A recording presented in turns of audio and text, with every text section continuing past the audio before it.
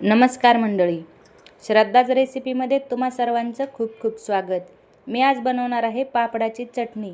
तर त्यासाठी मी पहिल्यांदा पापड तळून घेणार आहे। तुम्हाला जर भाजायचे असतील तर तुम्ही भाजून घेऊ शकता। तर मी आता पापड तळून घेते। तुम्ही पाहू शकता खूप छान असा पापड आपला तळलेला आहे। त्यानंतर आणखी 2 पापड मी तळून घेणार आहे।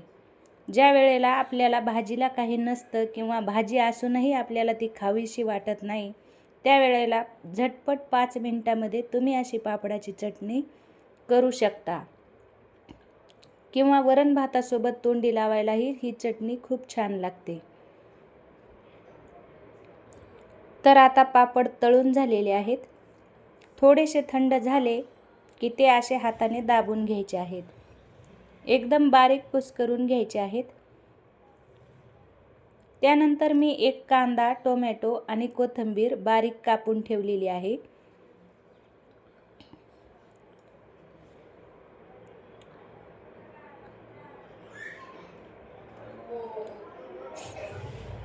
व्हिडिओ आवडला तर व्हिडिओला लाईक करा, शेअर करा आणि चॅनलला सबस्क्राईब नसेल केलं तर नक्की सबस्क्राईब करा।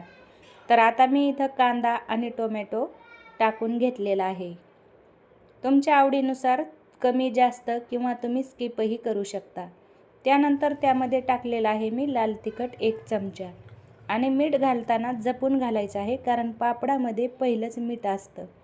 त्यानंतर मी टाकलेली आहे कोथिंबीर आणि अगदी थोडंसं मी मीठ घालणार आहे।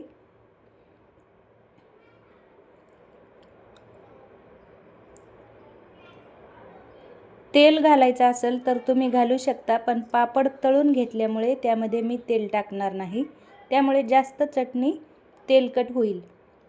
तर आता मी हे सर्व हाताने एकत्र करून घेत आहे।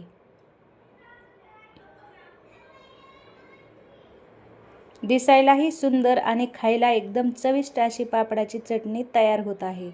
तर आता हे मिक्स करून झालेलं आहे। त्यामध्ये मी आता अर्धा लिंबू पिळून घेणार आहे। लिंबामुळे टेस्ट आणखी भारी होईल। तर चटणी आता तयार झालेली आहे, ती मी काढून घेते। तुम्ही सुद्धा अशी पापडाची चटणी नक्की बनवून पहा आणि चटणी कशी झाली हे कमेंट करून सांगा।